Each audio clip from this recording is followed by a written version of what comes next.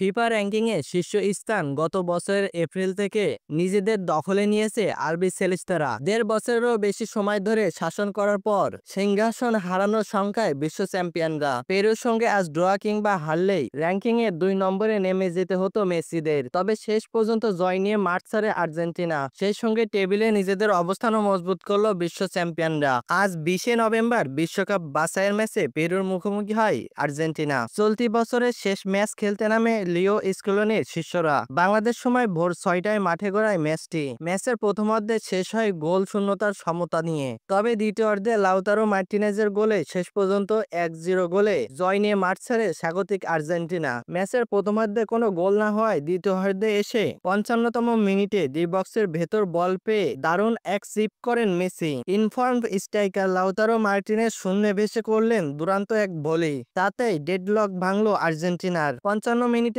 সেই গোলেই বছরের শেষ ম্যাচে ঘরের মাঠে জয় পায় আর্জেন্টিনা। ২০২৬ বিশ্বকাপের দক্ষিণ আফ্রিকা অঞ্চলে বাছাই পর্বে ২৫ পয়েন্ট নিয়ে পয়েন্ট টেবিলের শীর্ষে আছে আর্জেন্টিনা।